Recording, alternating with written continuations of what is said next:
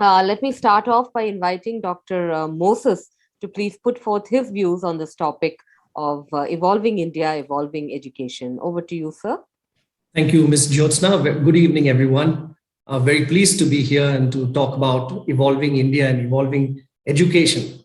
So I'll talk about the historical perspective and then come to the institutional perspective and then the personal perspective of what students and principals, augur in terms of relationship and in terms of excellence and academics and administration, all going hand in hand for careers.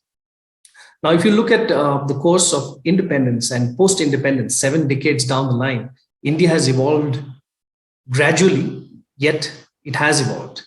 So from a literacy rate of 18% in 1951, we have now moved to approximately 75% literacy rate as of 2011. That being said, currently India's education system is one of the strongest and largest in the world, and yet has to develop leaps and bounds because we still have large pockets of underprivileged, uneducated rural communities. But that being said, the modern education system, by that I mean English language. Now we have moved to bilingualism, thankfully. But when English language did come in, it came in 1830 when the British were here, and Thomas Babington brought in English language and the English language syllabus to the country.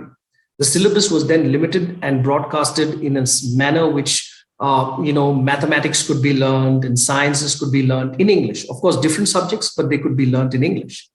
So what happened is those subjects evolved over the years, and now 200 years later, we can look at those subjects in a more integrated, interdisciplinary manner. Earlier, we had biology and physics and technology. Today, we have biotechnology. We have biophysics. We have medical biotechnology. We have medical microbiology. You have, astrophysics and astronomy, and all these are a percolation of ideas, but not from siloed subject areas, but to a more diversified area of broad spectrum academics and international education, in order to make the curriculum more uniform. Because earlier, they had the influence from the Ramakrishna Mission and the Theosophical Society of India that was in the late 19th century. And then the Western ideals of education came in with the Indian cultural roots to inspire students to make a difference. But in order for education to be accepted more nationally and internationally, we had the curriculum boards and the reform of bringing in accrediting boards in the country. So you had the curriculum framework from the Cambridge, the baccalaureate later. Earlier, we had the Cambridge, the CBSE, and then we had the ICSE. So we had the provision in different formats and different pockets. Of course, the subject combinations were a little more progressive with the international education sector, because that allowed a lot more diversification and cross-pollination of ideas and different streams. Now, if you look at the national education policy, which has come recently in 2020, thankfully, it was launched on 29 July 2020. It outlined most of the provision of India's new education system. The NEP 2020 focuses on 5 pillars: affordability, accessibility, quality, equity, and accountability. And one of the greatest things is that it allows now a cross-pollination of ideas from arts and the commerce fields and the scientific fields. So you need to see that they're trying to integrate these streams and not keep, segregated arts and, liberal arts from the sciences and the mathematics. So this is a very big advantage. And they're also looking at progressivity in the community education and integrated programs in higher education and competency and skill development beyond just subject knowledge and expertise. So that has really helped the broader parameters of education evolve. As a country, India has been evolving over the years. And today we have come to a fairly good position where we are now there's no paucity of ideas. There's no paucity of, technology. The advent of educational technology has really helped. Despite a pandemic, the schools continuum online has been a part of the marginalized sections. The higher education, tertiary education has survived. The high school sector, the middle school, and most schools are now moving on to a blended learning environment where they're looking at teachers, school infrastructure, the school principals, all interacting online, and then at times coming to school to meet and greet each other. And of course, using the play fields and the other school facilities, the infrastructural facilities, which are otherwise not available within the confines of home, the music, art, drama, the play fields. So all that is there. So institutionally, the progress has been beyond the Guru Shishya Parampara, where we used to study in the fields, now into classrooms, and now from classrooms into blended environments. Virtual reality has become a big thing, and you have augmented reality. So that evolution has happened over the years. And of course, when it comes to principals and students, of course, the whole concept of lifelong learning, being practitioners of holistic development, all that is very important, apart from self-actualization and a grip of subject domain knowledge, and principals being change agents, being role models, being mentors, and also the higher education for teachers, or teacher training, where they're looking at pedagogical excellence and all this. So this is how the evolution of the country, education system, the classroom environment, institutional environment, the curriculum sectors, and then finally, of course, the personal relationship between principals and students, which I will expatiate on in the next round.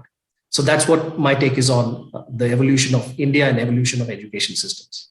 Very rightly spoken, sir. Thank you so much for that viewpoint and that input, which was very valuable indeed. Over to you, Dr. Moses, for your wish or wish list from the universities.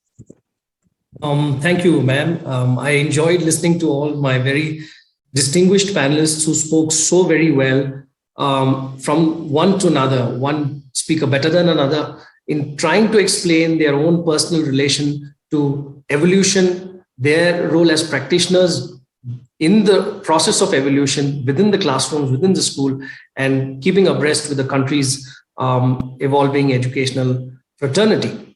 So when we look at the university system, and I do respect the university articulation with the schools and high schools, I do think what happens, the fulcrum is the faculty member. Irrespective of excellent infrastructure, I do think the intellectual pillars would be the faculty members at the university, who are shaping up professions in the arts, in technology, in medicine, who are helping students look at careers for life, and who are educating them to take up professions for a lifetime. So I think high quality professional learning opportunities, networking within the faculty and the students, and looking at what matters, co-construction of curriculum, leading instructional change. And now, because of artificial intelligence evolution, we need to look at instructional design, faculty working with technology and students, networking online, offline, the blended role of, peer mediation. And then we are looking at revolutionizing the assessment pattern. We're looking at a holistic assessment of the student, not just academic excellence or academic merit per se in terms of a subject competency or a subject expertise. So I think that develops people better, and that gives people all-round abilities, and it meets the needs of all the learners. I do think faculty need to have a real passion for education, the cultural understanding and sensitivity to lead within the university system, within a national or international context, with a cross spectrum of students and faculty from across the world, diversity of cultures. And they should have the ability to talk to people about transformative education. They should be change agents also. They must, of course, have excellent domain knowledge, and the wish list should be that the administrative acumen and the academic leadership of the faculty member needs to lead a dynamic team of students in alignment with the vision and mission of the university, but also to ensure that they become good global citizens. So I do hope that the iridescent fervor of transformative education sinks the tenebrosity of mundane learning in any academic institution, and rather sparks ravishing radiance of all our students, teachers, and principals, filling everyone's life with cornucopia of joy, peace, health, and meaningful career success for nation building. Thank you. Thank you, sir, for that beautiful visual. Can I say something? Yes, sir. Yes, sir. Dr. Moses must have spent the afternoon with Mr. Shashi Tharoor today, I'm sure. I was sitting just looking at what education is all about for me, what I missed out, and what I think I should have got. So I think it's all about, reflecting where you can go and what you can be, keeping in mind where people are at, and some role models do inspire people. Thank you, sir. Thank you, sir. Really evocative imagery, I must say. It was very beautifully put.